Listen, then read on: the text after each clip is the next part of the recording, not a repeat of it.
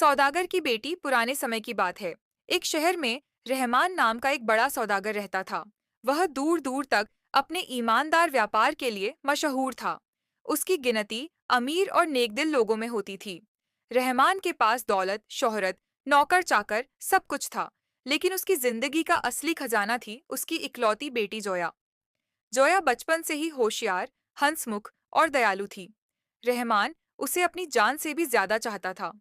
जोया भी अपने पिता का खूब ध्यान रखती, उनके कारोबार के बारे में जानने की कोशिश करती और कभी-कभी दुकानों पर जाकर हिसाब किताब में हाथ भी बंटाती। कहानी की शुरुआत एक अनोखा तोहफा। एक दिन रहमान का जहाज समंदर पार से लौटने वाला था।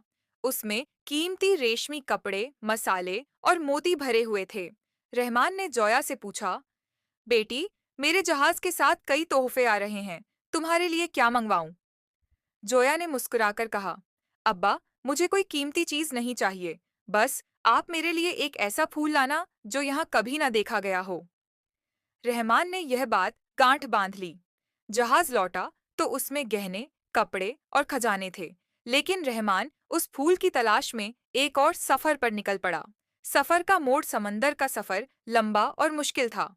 रहमान एक छोटे से द्वीप पर पहुंचा, जहां सुनहरी पंखुड़ियों वाला एक अद्भुत गुलाब उगता था। उस फूल को देखकर उसकी आंखें चमक उठीं। यही तो उसकी बेटी की ख्वाहिश थी। लेकिन उस गुलाब की रखवाली एक बूढ़ा और रहस्यमय आदमी करता था। उसने कहा, यह फूल कोई आम तोहफा नहीं, इसे पाने की कीमत चुकानी पड़ती है। रहमान ने सोना चांदी देने की पेशकश की, पर बूढ़ा मुस्कुराया। मुझे दौलत नहीं चाहिए। जो इस फूल को ले जाएगा, उसे वादा करना होगा कि बदले में वह अपने घर से कोई अनमोल चीज मुझे देगा। रहमान सोच में पड़ गया। वह जानता था कि उसकी सबसे अनमोल चीज उसकी बेटी है, लेकिन बूढ़े का मतलब वह समझ नहीं पा रहा था। मजबूरी में उसने वादा कर दिया। सौदा और सच्चाई। रहमान फूल लेकर घर लौटा। जोया को वह गुलाब देखकर जितनी खुशी हुई, उतनी शायद पहले कभी नहीं हुई थी। लेकिन रहमान के दिल में एक बोझ था। कुछ ही दिनों बाद वह बूढ़ा रहमान के घर आया।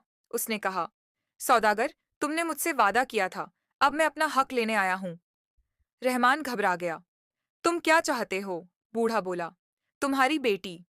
यह सुनकर घर में सन्नाटा छा गया। रहमान ने गिड़गिड़ाकर कहा, वो मेरी जान है, मैं उसे नहीं दे सकता। बूढ़ा बोला, तो फिर वादा क्यों किया?